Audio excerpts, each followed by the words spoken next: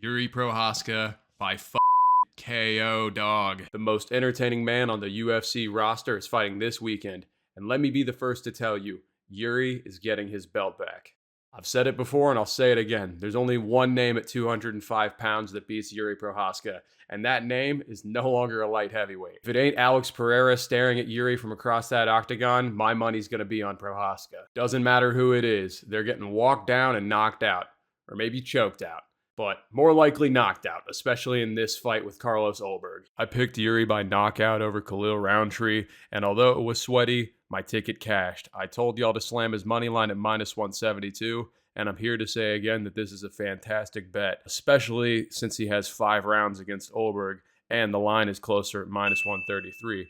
The only question to me now is, should I double down since these lines have moved even closer to even? And honestly, it's not a question. I'm definitely doubling down because this is the lock of the century. And because I might have a gambling problem, allegedly. Woo! Now make no mistake, while I am speaking with confidence and I am picking Prochazka, it is not to say that Carlos Ulberg is some pushover who doesn't deserve to be here. He has earned this title shot, and he is not going to be a walk in the park for any guy in this division. And his record speaks to that, you know? After losing his UFC debut to Kennedy and Zechiku, Carlos has gone on a 9-fight win streak, including names like Dominick Reyes, Volkan Oezdemir, and Jan Blachowicz. Although I would like to argue that Jan should have won that decision, but being that I bet on Blachowicz, I might have some bias here in my scoring. And regardless of what I thought of that fight, he did get the W, and he has certainly shown he can hang with the upper echelon of this division. And given that he did get the nod from the judges, although I don't think he should have, his spot in this vacant title fight is very justified. It's more than justified. Hell, if it weren't for Poatan moving up, we would most likely be seeing Alex Pereira booked against Carlos Ulberg, not a trilogy fight with Jiri Prochazka. So thank the MMA gods that Poatan has gone to heavyweight, and Jiri can return to his rightful place with this belt, and I am predicting that happens this Saturday. So why am I this confident? Why am I picking Jiri to win in decisive fashion this weekend? To answer that, we need to look at the tape. But before we can dive into the fight footage, something worth noting. Both Jiri and Carlos have fantastic records across their combat sports careers, and I'm not exaggerating when I say fantastic. With Ulberg sporting an impressive 33-3 across multiple sports as a professional fighter, and Jiri coming in at 32-5 as a professional mixed martial artist, with a Czech national Muay Thai title as an amateur. So between them, there are very few losses to look at and learn from when making this prediction. But in those few losses, I believe a lot can be learned about these two fighters. The first fight I want to highlight actually comes from Ulberg's career before his MMA career. Bruh. No, not that career.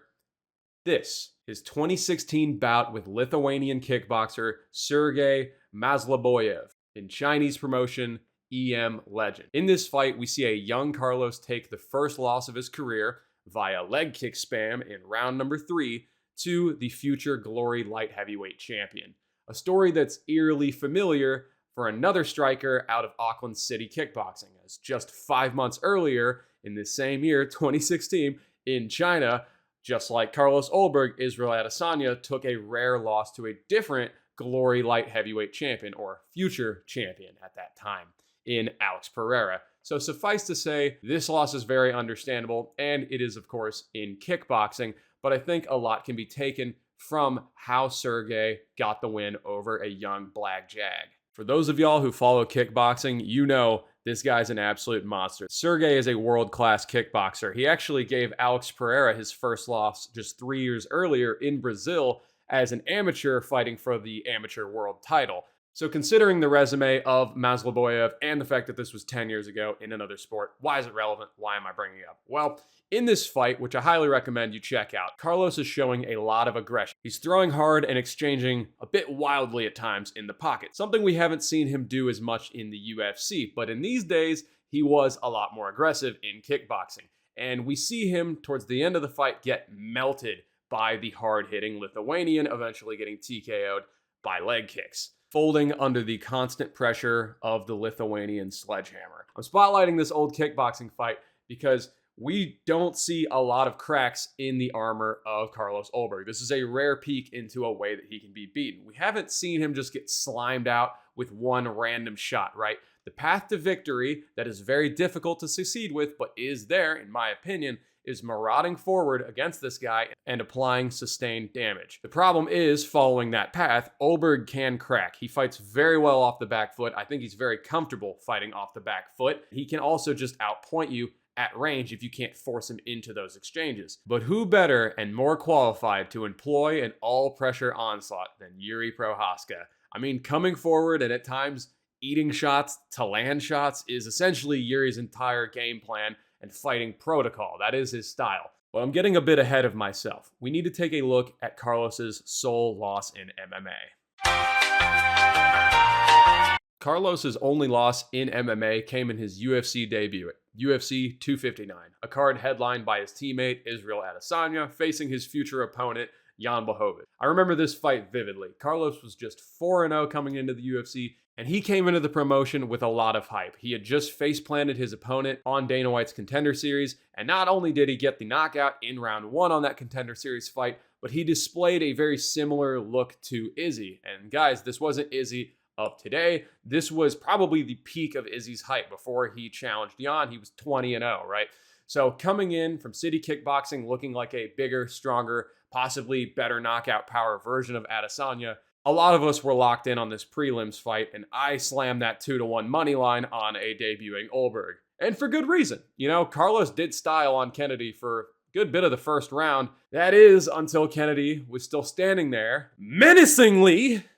He's just standing there, menacingly. And proceeded to, well, Homer Simpson his way into a second round KO over a pretty fatigued UFC newcomer in Carlos Ulberg.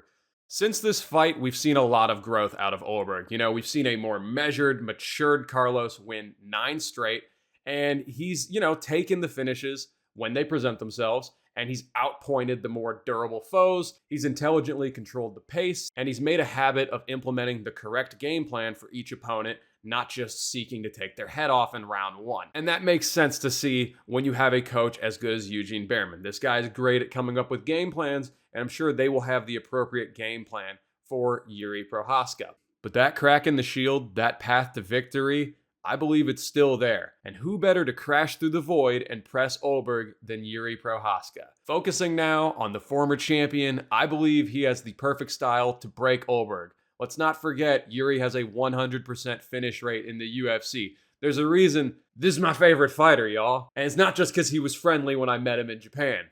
It's because every Jiri Prochazka fight is guaranteed violence. He's the kind of fighter I want headlining when I'm introducing someone to the sport. His fights are maximum entertainment, whether you're rooting for him or against him. I really don't see a lot of guys on this UFC roster being able to go tit for tat at range with Carlos and win a decision. You know, I could imagine Poatan doing it, but he's not here anymore. But other than that, I don't see a lot of guys in this division getting a 30-27 over Carlos Ulberg exclusively on the feet. Although Jan did it, but whatever. Sorry, guys, I'm still kind of salty about that one. Anyways, that's really just not Jiri's game. He's not trying to win a decision. He's trying to come forward at times recklessly and will beat your ass. Like, that is the entire game plan. And I think that is the style to beat Carlos Ulberg. Now, on the flip side, to beat Jiri, the path is clear. You got to put him down. Clean shots down the pipe aren't enough. Leg kicking him is not enough. He can be leg kicked. And I see a lot of people saying Carlos Ulberg is going to land some nasty leg kicks in this fight. That's probably true. You know, Alex Pereira had a lot of success with that in their 2 fights. But the thing that got Alex Pereira the win was putting Jiri down. It takes 110% power. A strong counter is not enough. You gotta crack him with the hydrogen bomb, dude. Jiri only has 2 losses in the UFC, and they're to the same guy, the consensus hardest hitting fighter, formerly at 205 pounds, Alex Poatan Pereira. Chama! Even his 1 loss in Ryzen came from this same pathway when a 23-year-old Jiri basically dove onto a nasty hook from King Mo. And if you're not familiar with King Mo, he's known to hit pretty freaking hard. It's probably also worth noting that was Jiri's 3rd fight in 3 days, as was King Mo's 3rd fight in 3 days.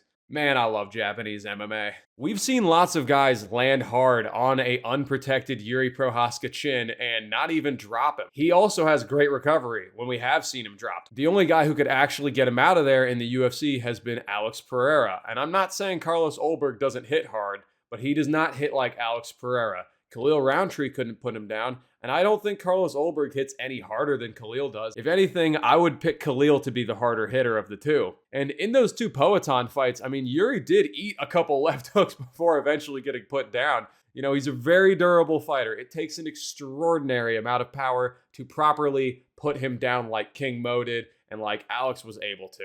And look, y'all, just because Jiri's my favorite fighter doesn't mean I can't acknowledge that Jiri is not always the most defensively sound fighter. I mean, it is often what makes his fights so entertaining and also terrifying as a guy who's rooting for him, who often bets on him. That lack of defense is fun but scary. But come on, y'all. If Khalil Rountree wasn't able to drop Jiri, why should I believe Carlos can? And I'm not saying Ulberg doesn't have any power. I mean, we all saw him put Dom Reyes out cold in his last fight. But dude, I'm pretty sure a strong gust of wind could rock Dominick Reyes in 2025. It's an unfortunate truth. And may I remind you who originally cracked Dominick Reyes' chin? You know, he wasn't always the glass cannon kind of fighter that he is known for today. He used to be at least decently durable. That was until the Prochazka fight.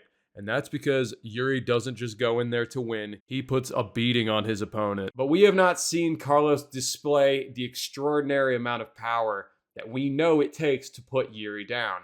And I do not see him outclassing Jiri for 25 minutes. This is a 5-round fight. We just saw Khalil try that using his better fundamental striking to beat Jiri and maybe get a 30-27 decision. And hey, it worked for 2 rounds. That is until Khalil got melted by Jiri Prochazka in round 3.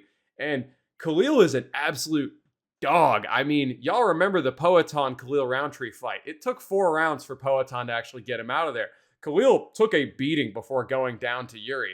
I don't think Carlos Ulberg can sustain a beating in the same way that Khalil can. And again, 25 minutes. This ain't a 3-round fight. You're not just going to jab, leg kick, teep, and repeat for 25 minutes on your way around the outside of the octagon against Jiri Prochazka. He's not going to let you do that. It worked for Carlos for 3 rounds against Jan Blachowicz. Whether you think he won that fight or not, I don't see him getting away from the firefight for 25 straight minutes with Jiri Prochazka. And when Jiri lands, I think he's going to hurt Carlos bad. I mean, Ulberg got knocked out by Kennedy Nzechukwu, who's now 8-6 in the UFC. And yeah, you can say that was a young Ulberg, and there's some truth to that. I mean, it was a very green Carlos in the sense that he was so new into the sport of MMA, but he's not exactly a young prospect. This might come as a surprise to some of y'all, but the youth is actually on Jiri's side, not on Carlos's.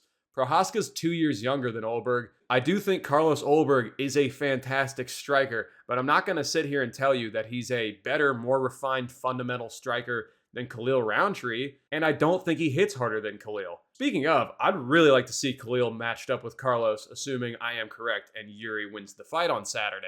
But back on topic, what happens after round 2 when Ulberg wasn't able to drop Jiri? You know, maybe he stung him, maybe he's up 20-18. I could see Carlos winning the first round or 2, but what happens when he starts to fatigue and Jiri starts button mashing? He starts leaping in with random flying knees, and it gets nasty against the fence. Jiri's entire protocol in fighting is to cause damage. He's not trying to win a decision.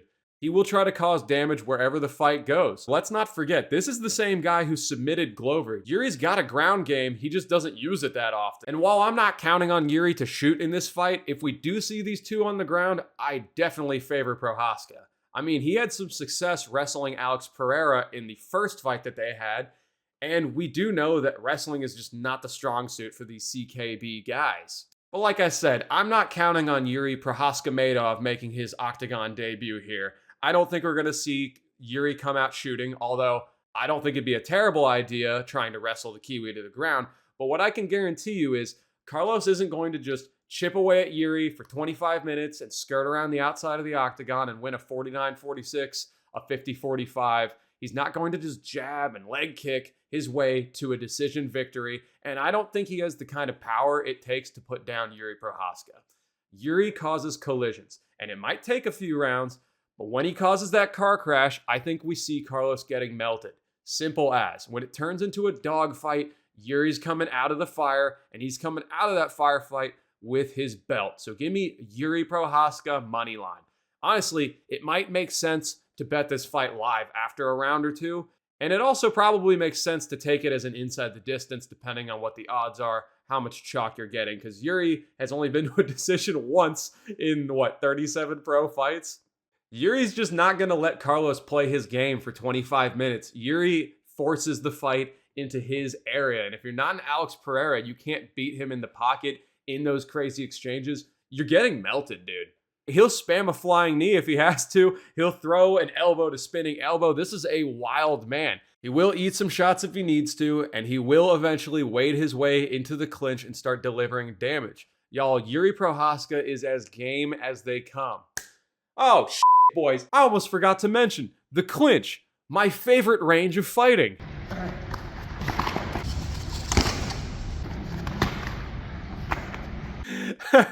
I can't wait to see Jiri in the clinch, or just along the fence in general. Jiri is nasty at that range. And this is the exact same range, that same on the fence area where Carlos got slimed by Kennedy and Zechiku when he had his hands down, tired in round 2. You know, we haven't seen Carlos have problems with his gas tank since that Kennedy fight, and it's because he threw over 100 shots in round 1. He was headhunting, he was frankly looking fantastic, but he ended up blowing his wad and getting knocked out for it.